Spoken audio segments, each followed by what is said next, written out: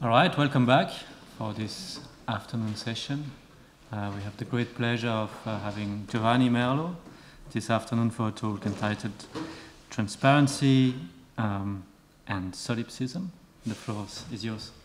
Thank you very much. Thank you all for coming, and thanks to the organizers for giving me the opportunity to present this material here. So what I'd like to do in this talk is to look at the topics of this conference, transparency, indexicality, and consciousness, through the lens of a view in the metaphysics of consciousness that I've been attracted to for some time, and that maybe some of you, for this reason, will be familiar with. This not being a view that is particularly popular, though that it's one that has been gaining adherence. What I think is most characteristic of this view is the idea that consciousness is metaphysically and not just epistemically a subjective phenomenon. So I think we encounter the idea that consciousness is epistemically subjective in Kati's talk this morning, when she said that consciousness is uniquely accessible. I think that's the expression she used, that it's uniquely accessible to the subject. So your conscious mental states are uniquely accessible to you. So that's the idea that metaphysically there's nothing particularly special about these states, but epistemically you have some kind of unique epistemic access to them. Instead, what this view that I'm interested in says is that there's something that is metaphysically special about these states, in that they are metaphysically subjective. So it's not so much that only you have access to them, but it's more that these facts are only there for you. That metaphysically speaking, the facts of consciousness, perhaps all of them, perhaps some of them, obtain in this subjective fashion. So they are only facts, they only constitute reality from your perspective. And so the general thesis that stands in the background of this idea is a position or a thesis that people sometimes call first-person realism, and I usually call subjectivism. And you can think of this as the analog of a position in the philosophy of time that perhaps you're more familiar with, which is sometimes called tense realism or the A theory of time, that being just a view that facts are temporary or tensed, that what facts there are varies across time. So a fact can obtain now and fail to obtain yesterday, and maybe it will fail to obtain tomorrow. And similarly, on this subjectivist or first-person realist view, some facts may obtain from someone's point of view without obtaining from everybody's point of view. Okay? And the view of the metaphysics of consciousness that I'm interested in says that some of the facts of consciousness are like that. Of course, which facts are like that is up for grabs. But I'm interested in this particular version of first-person realism that says that some or all of the facts of consciousness are like that. Okay.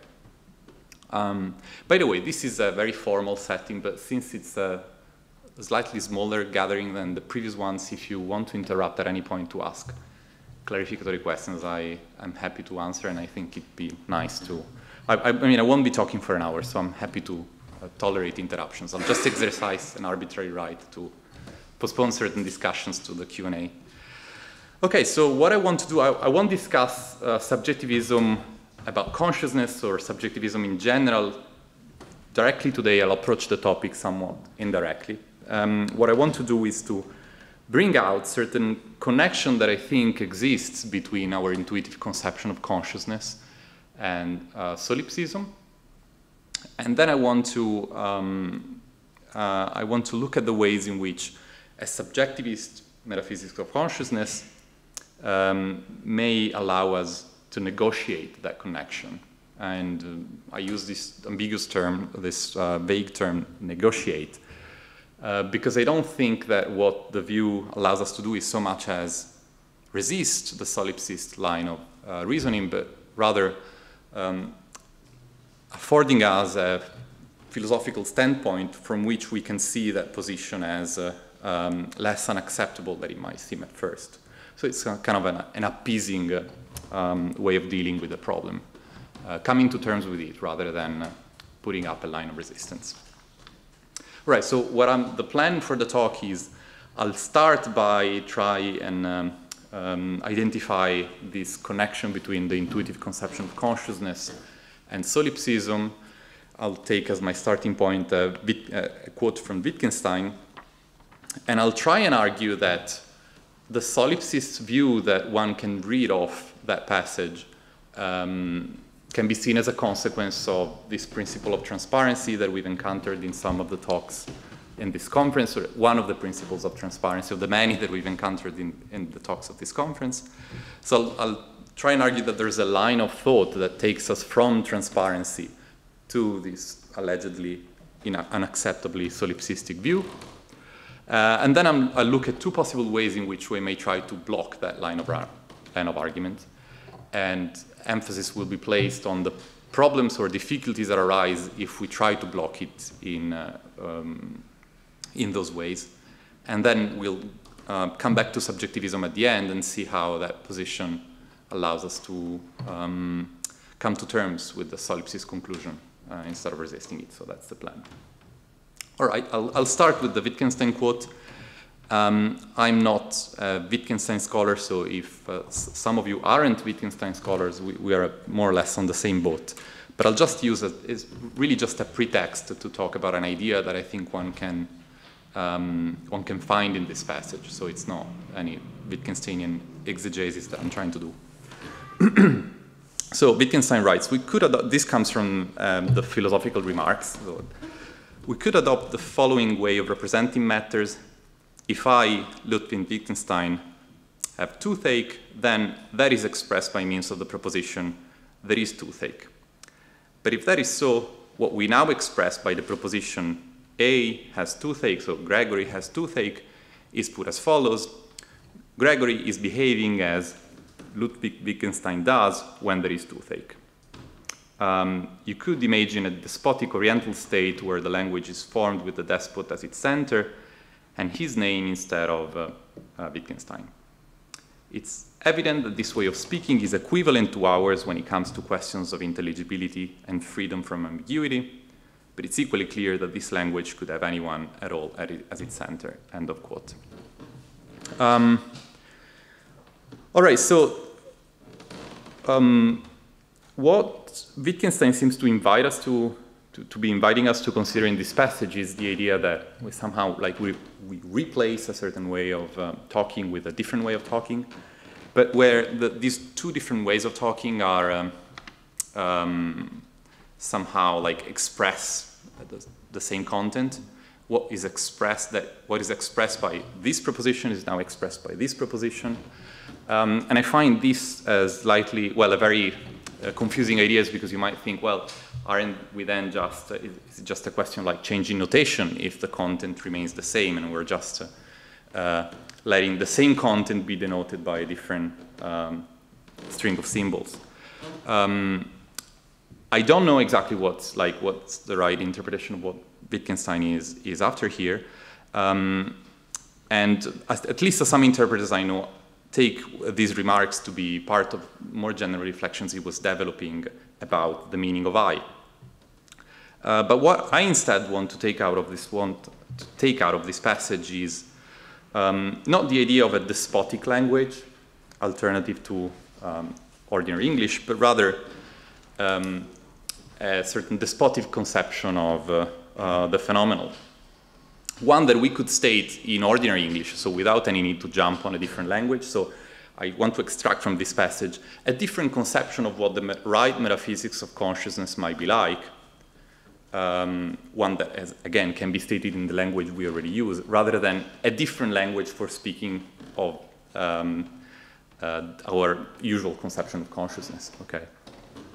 So a different conception, not a different language.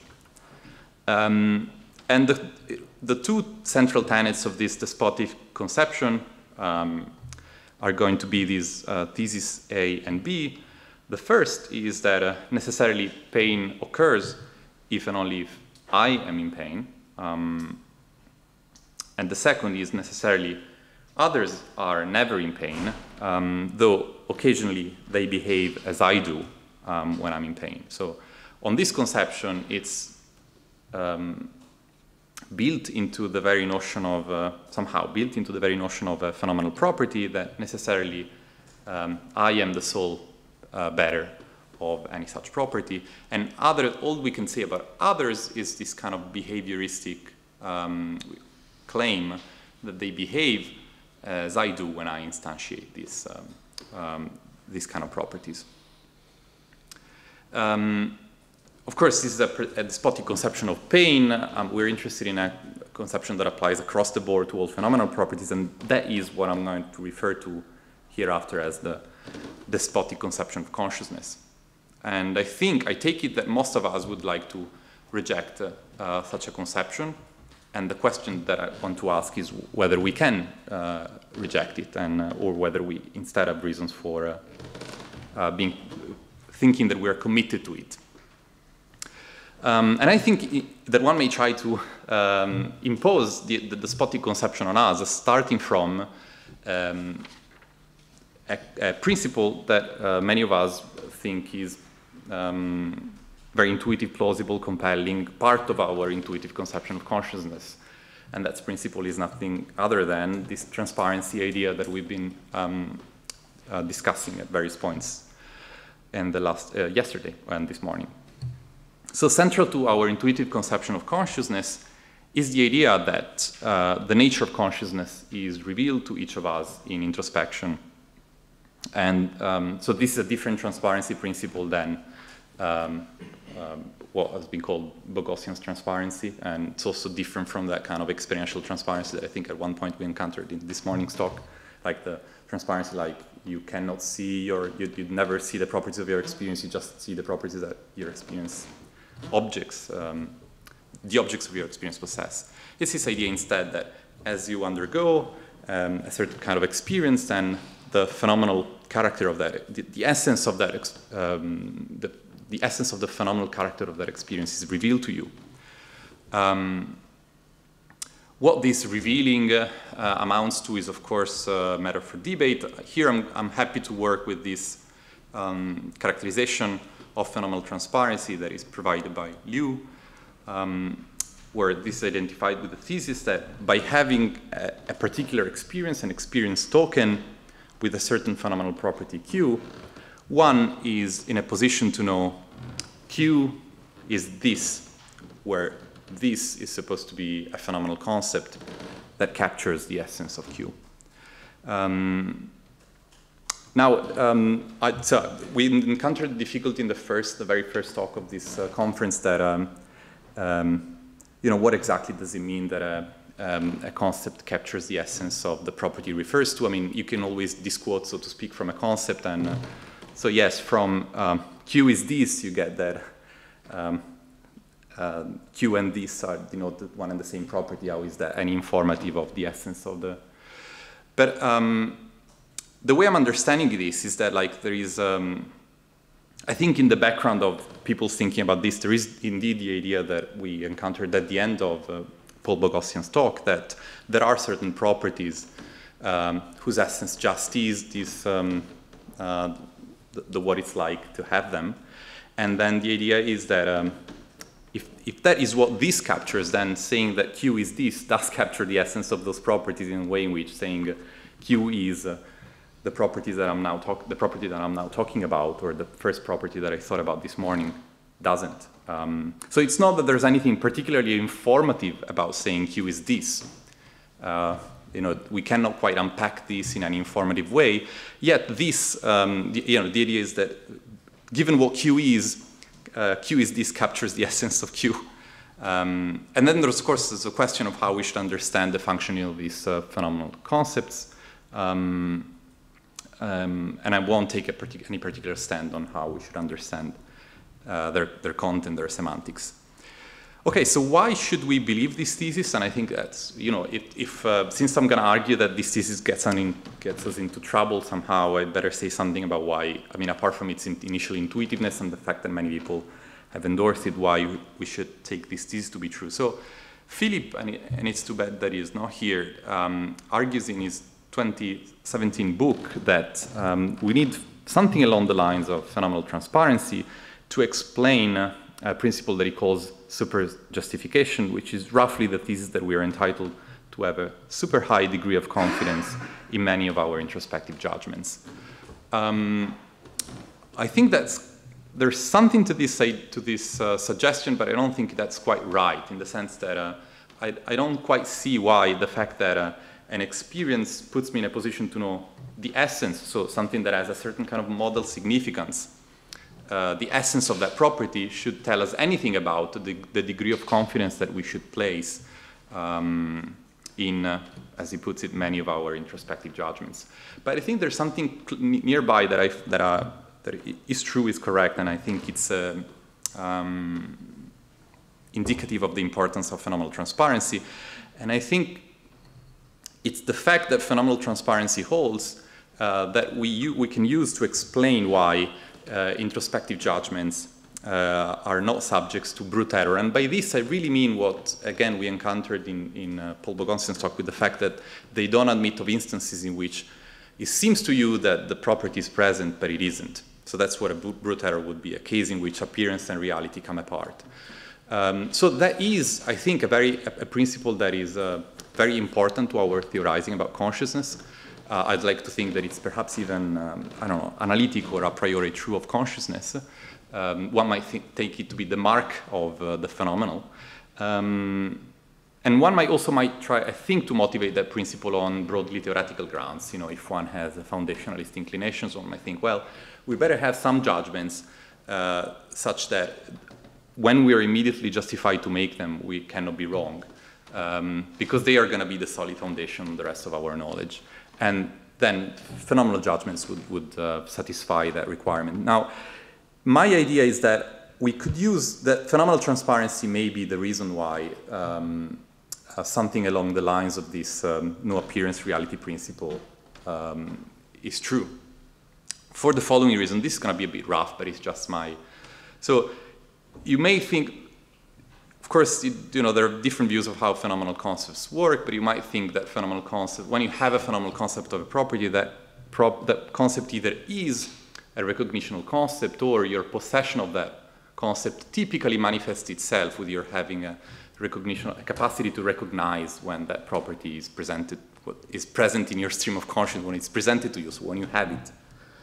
And I think that part of what we mean when we say that the phenomenal concepts in question capture the essence of the property is that that recognitional capacity doesn't track any superficial feature of this property. It really tracks their essence. So when it seems to you, when in the exercise of these recognitional capacities, it seems to you that you're presented with an instance of pain, well, that's pretty much all there is to your being in pain. And so there is no situation in which through the exercise of these recognitional capacities, it may seem to you that you are suffering from pain, but you aren't.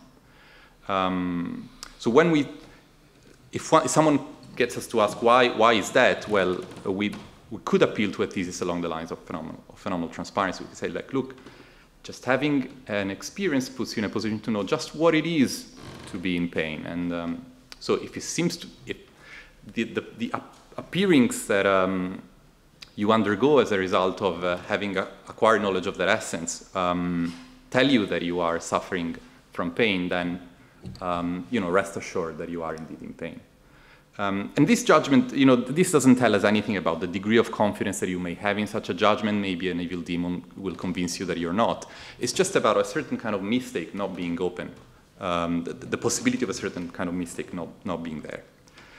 But that was just a side remark. So that's pretty much all I'm going to say about transparency. And I'm just going to move on to see how this idea may commit us to a problematic sort of solipsism. So if phenomenal transparency holds true, then the defender of the despotic conception of consciousness can argue for their view as follows. And this argument is not going to be persuasive to you, but the point is that it's conclusive argument. So it's an argument that for this guy that wants to defend this position allows them to convince themselves of this position. It's not meant to persuade you, because of course you're gonna have to run this argument for yourself a bit in a Cartesian spirit if you want to convince yourself of the view. So So the argument goes, well, it is of the essence of pain that when pain occurs, this occurs. You know, imagine that he's running the argument at a time when he has a headache. Now, if it is of the essence of pain that when pain occurs, this occurs, then necessarily and always there is no pain unless this occurs. This is just a consequence of the standard idea that essence implies necessity, so nothing particularly exciting happening there. So from 1 and 2, we get that necessarily and always there is no pain unless this occurs. All the action happens in 4, where the proponent of the argument says, but necessarily when others behave as I do when I'm in pain, but I am not in pain, this doesn't occur. And therefore, necessarily, when others behave as I do when I'm in pain, but I am not in pain, there is no pain. So this basically lands us with a despotic conception of pain, because now we have the conclusion that pain only occurs when this person is in pain. That's what the 5 says. And the idea is that the argument could just be generalized to apply to any phenomenal state. Okay, so I won't look at the ways of resisting the other premises of the argument separate from 4. I think that the natural objection that comes to everyone's mind when we are presented with this kind of argument is the following. For 4 to be true, so 4 is the premise that says necessarily when others behave as I do when I'm in pain, but I am not in pain, this does not occur. The proponent of the argument must build into the meaning of this more than just the essence of pain. That's, I think, what a lot of people want to say about this. Like, look, you're really building into this the fact that you in particular are in pain, but we wanted you, it's something else that we wanted you to take on board, the idea that there's some kind of phenomenal character that you can detach from, it's being instantiated in you, and it's that thing that we want to say it's part of the essence of pain.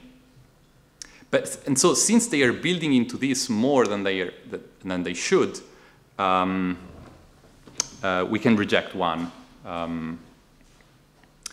It is not part of the essence of pain that when pain occurs, this occurs if you're building into this so much. Okay? Or better, like 1 may be true, but it is at any rate not a consequence of phenomenal transparency, properly understood.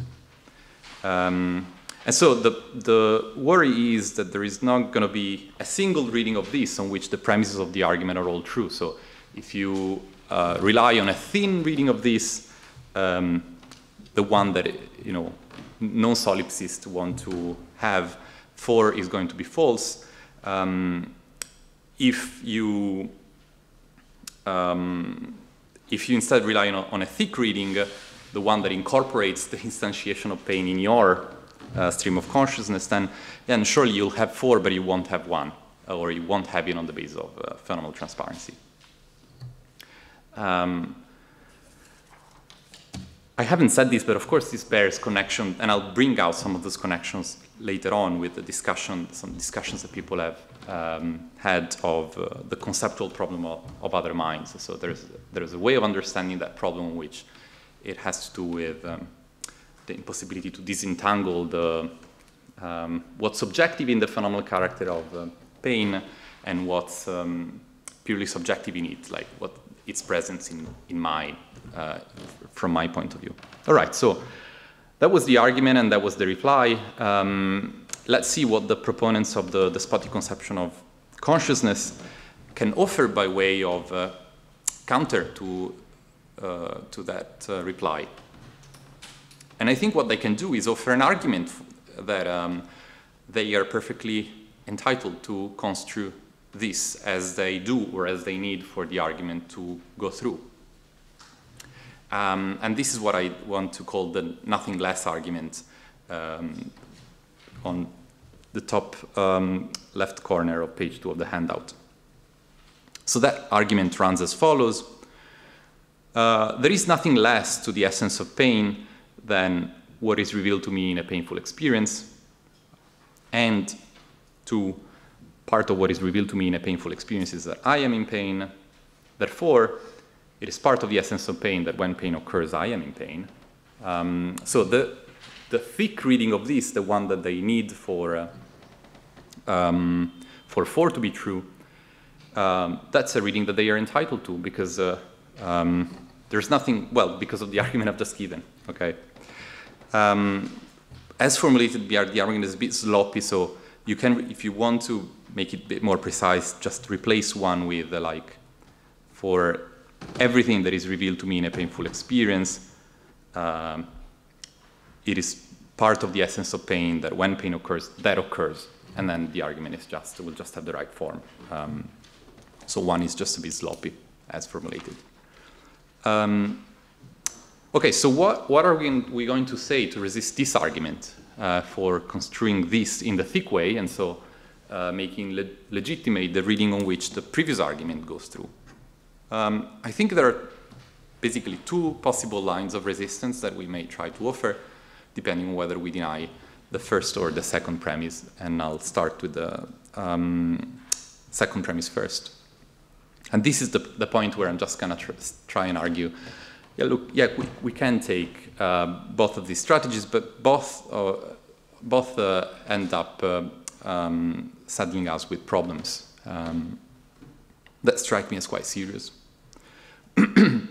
So, premise 2 says that part of what is revealed to me in a painful experience is that I'm in pain, and I'm just calling that maybe a bit intentionally the obvious principle, because it just seems very hard to deny that what happens as one undergoes a painful experience is that one is put in a position to know that one is in pain.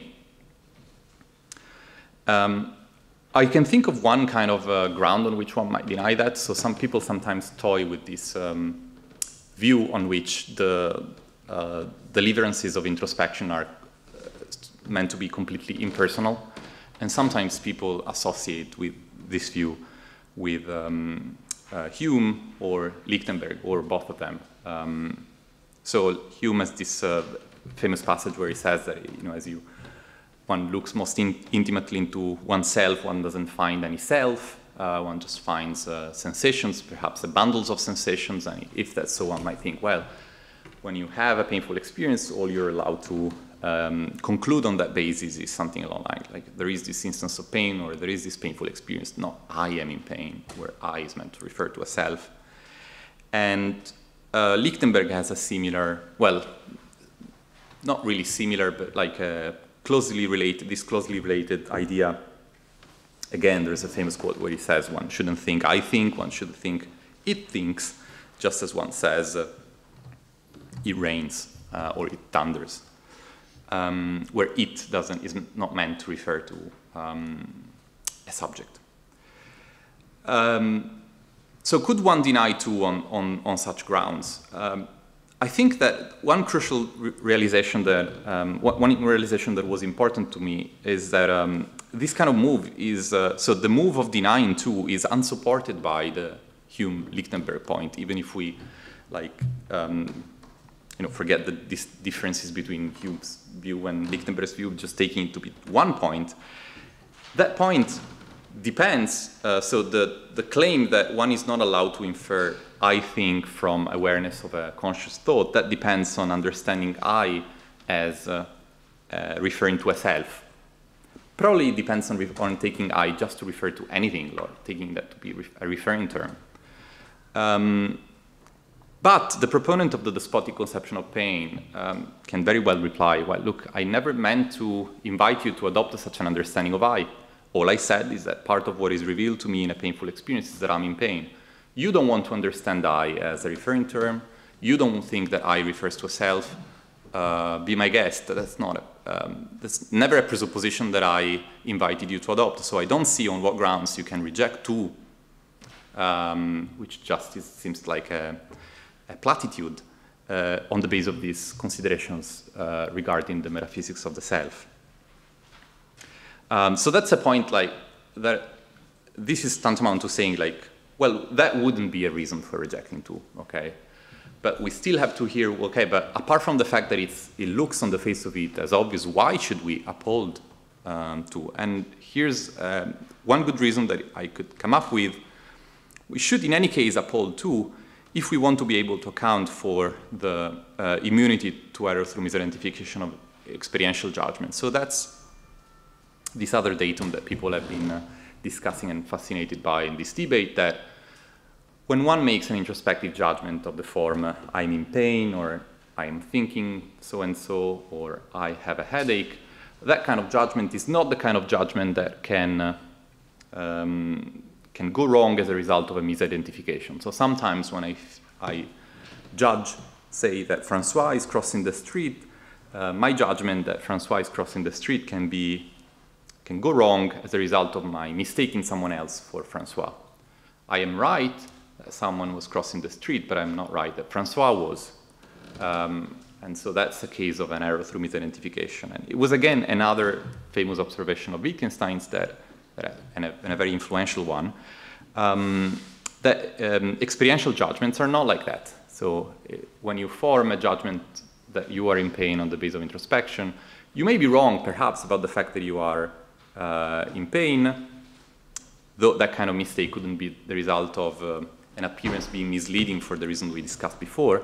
But there's another way in which it couldn't be wrong. It couldn't be that someone is in pain, but it's not you.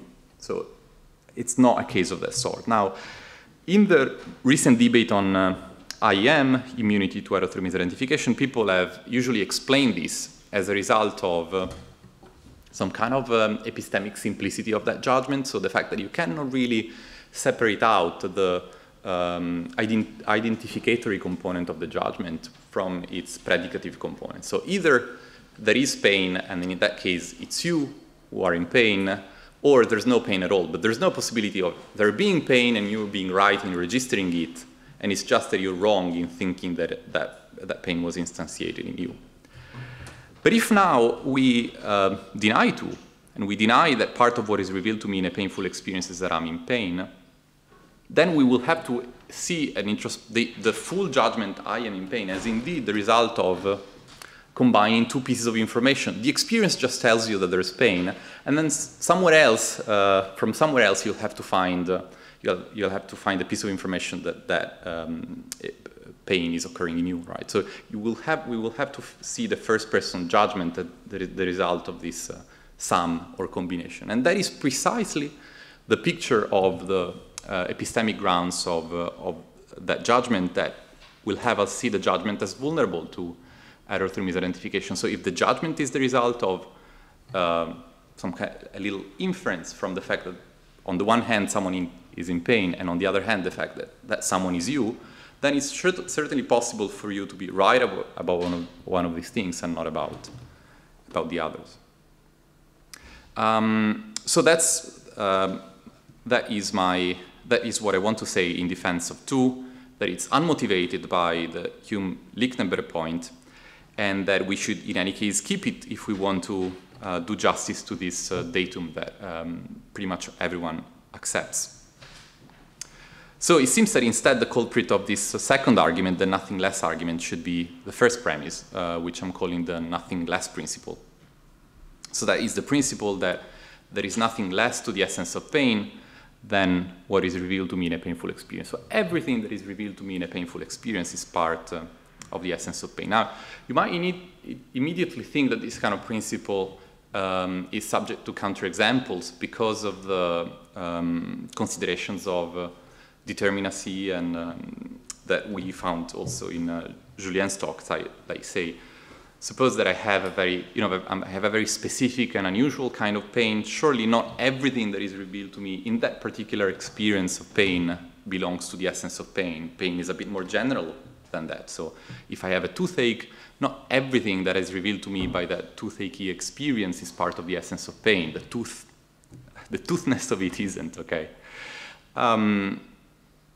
But I think this kind of worry is very superficial and could just be met by adopting a more refined and nuanced formulation of 1 that goes, there's nothing less to the essence of pain than what is revealed to me in a painful experience, just in virtue of its being painful, or basically just, take the experience that is at the right level determinacy for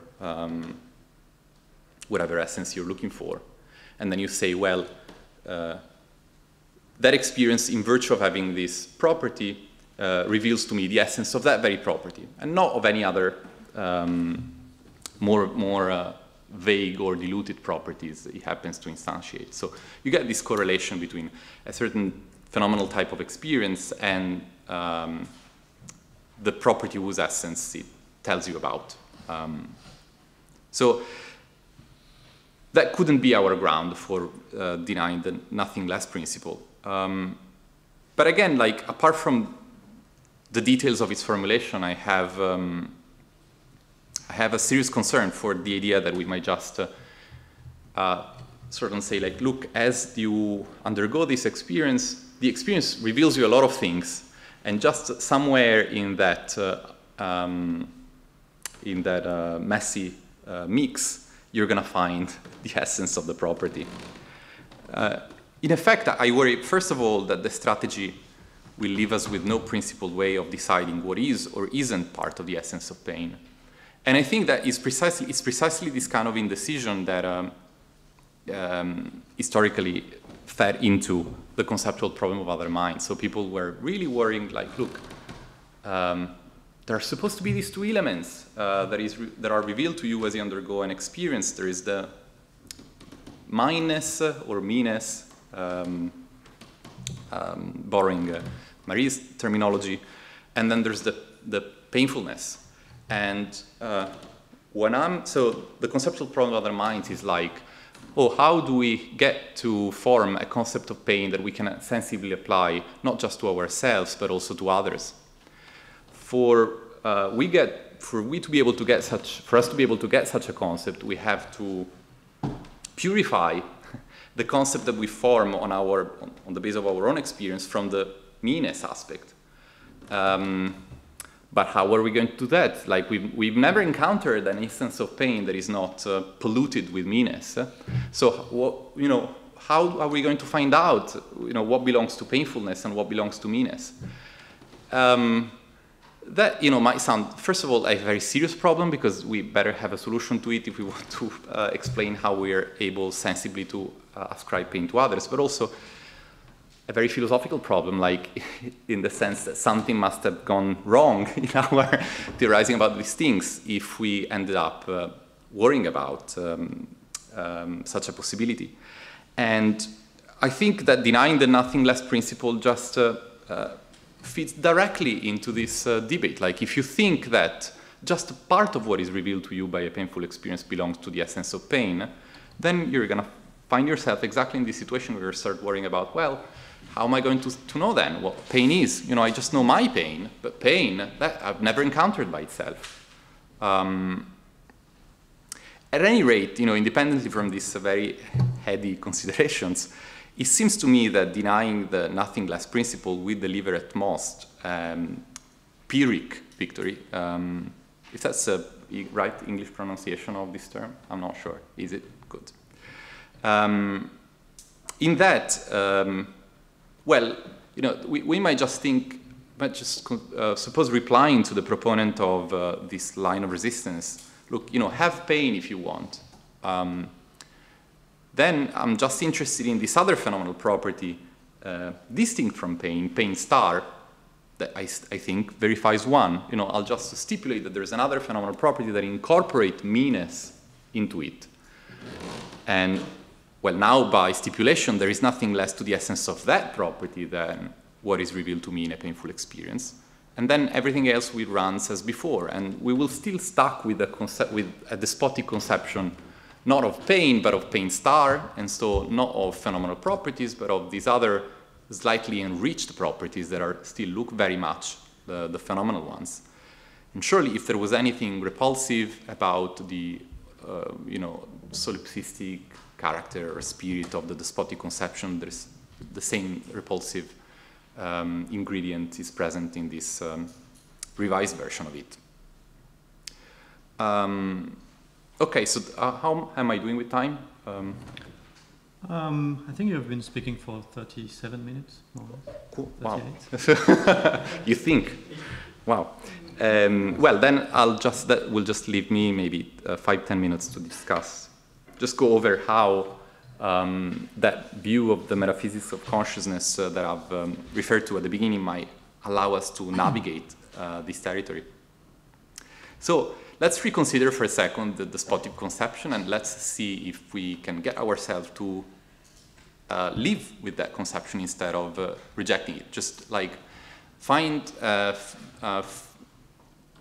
engineer a philosophical way of seeing that conception as not like unacceptably implausible or just crazy, but as just a piece of common sense or somehow something that is compatible with everything that we ordinarily accept. So can we elaborate that conception in a direction that is remotely acceptable? And I think that, you remember there are two theses, two claims to the despotic conception. The first is that for any phenomenal property, necessarily that property is instantiated, if and only if it is instantiated in me.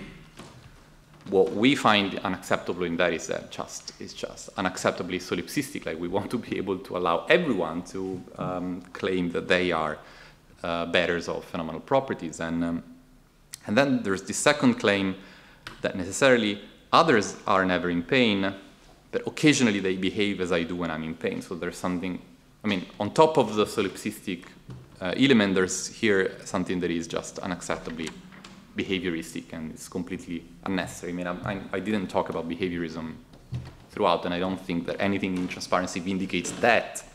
So that is certainly something that we can and should be able to get rid of. But both these defects can be remedied if we adopt the understanding of the effects of consciousness that I gestured at the beginning. So again, like, let's think of this view that there are subjective facts as the subjective analog of tense realism. Tense realism says that there are tense facts. Subjectivism says there are subjective facts. And now let's think of the fact that pain occurs as, this is just a toy version of this view. And of course, there are zillions of others, but let's just use this as an illustration. Let's just suppose that the phenomenal properties that we ordinarily talk about, including, for example, pain, they enter the world only as components of subjective facts, or primarily as components of subjective facts. So when one says there is pain, what one really means is like there is pain from one's point of view.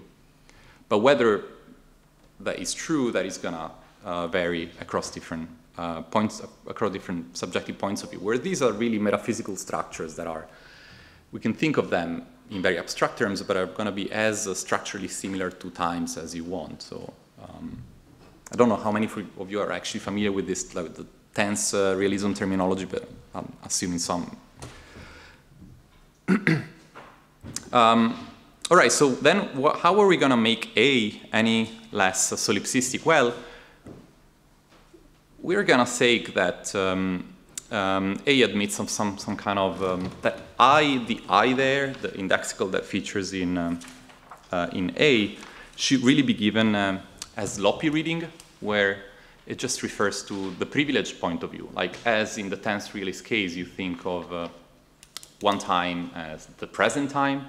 You're going to think that among all points of view there is one that is privileged. But again, which point of view is the privileged one is going to be on this picture a subjective fact. So when I say that pain occurs only if and only if I am in pain, I mean pain occurs if and only if it occurs in the privileged point of view. And as I speak, that's my point of view. But when you speak and think that, I instead refers to what the privileged point of view is from your perspective. It's a bit exactly what happens when the tense realist says, necessarily there is a storm if and only if there presently is a storm, or there is a storm at the present time, or there is now a storm. There is supposed to be some kind of presentistic understanding of storms that is not supposed to rule out the idea that storms can occur at different times, and maybe always throughout the history of the world. So yes, there is, A has a solipsistic character, but it's one that we can attenuate if we give it a reading that the subjectivist framework allows us to give it. And if we have this framework of points of view, then there is no reason why the only way in which we talk about others should be the behaviorist one that is subjected by B, of course. Like, just as in a tense realist framework, there's no reason why our only way of talking about other times was, say, on the basis of like the historical evidence that we presently have about them. Nothing of that sort. Of course, we have these tense operators that allow us to talk about what was the case 3 years ago, independently of what evidence there is of what happened 3 years ago. So there's no reason to combine tense realism with some kind of Dummetian anti-realism about the past or any of that sort. And similarly here, there's no reason to couple the subjectivist understanding of the phenomenal with a behavioristic understanding of other minds. And of course, we can retain all the nice principles that we've encountered all the way. I mean, the whole point of this was to retain phenomenal transparency, and we can retain the obvious principle, and we can retain the nothing less principle. I'll just conclude by mentioning, of course, this is not,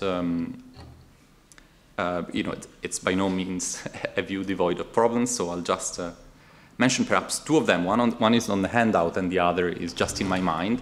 It has been in my mind for some time, because, of course, alongside the sloppy reading of I, this view is also gonna license the use of a non-sloppy reading. Just, there is gonna be closely correspond to the difference that there is between the sloppy and non-sloppy reading of now. You can use now or the present time in a way that verifies this statement about storms that I have on the handout, or you can use it in a way that doesn't. And so there is a question of what happens when we allow there's no non-sloppy reading on the picture, and if allowing it, once we allow it, the subjectivist can still escape the solipsist, the threat of an unacceptable and implausible form of solipsism. The other worry is one that I think one could extract from the second part of the Wittgenstein quote that I had at the beginning, and that's going to be my conclusive note. So here, in the second part of the quote, Wittgenstein actually seems to express some kind of skepticism that if one were to start using this other language, the despotic language, one would succeed in articulating a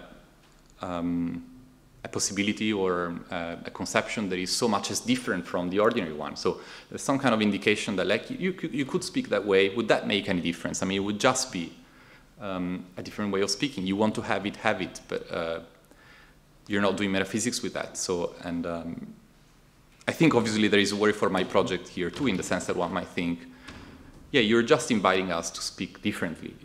You said at the beginning that you would give us a different conception of consciousness expressed in ordinary English, but actually what you're doing is just offering a different notation for the same content. Anyway, this is what Wittgenstein writes. Now, among all the languages with different people as their centers, each of which I can understand, the one with me as its center has a privileged status. So far, so good. This language is particularly adequate, indeed. How am I to express that? That is, how can I rightly represent its special advantage in words? And then, this mystic italic, this can't be done. For if I do in the language with me as its, so if I do that, so if I express the privilege in the language with me as its center, then the exceptional status of the description of this language in its own terms is nothing very remarkable. And if I do it in terms of another language, my language occupies no privileged status whatever. Okay, so there seems to be like some special predicament that we face here when we try to express the sense in which one of these theories, at least as we look at things in, we look at the landscape that I've drawn, like we look at things from the angle I decided to adopt. The problem would be, well, how do you express the metaphysical adequacy or the truth of this particular view that you've put forward? have you even succeeded in outlining a metaphysical view that is an alternative to the ordinary one? And I don't have, of course, a definite answer to this question, though I think that the debate that people have had about the A and the B theory of time and whether there is a substantive difference between them would, of course, be instructive and very relevant to answering this question. But I'll end here. Thank you very much.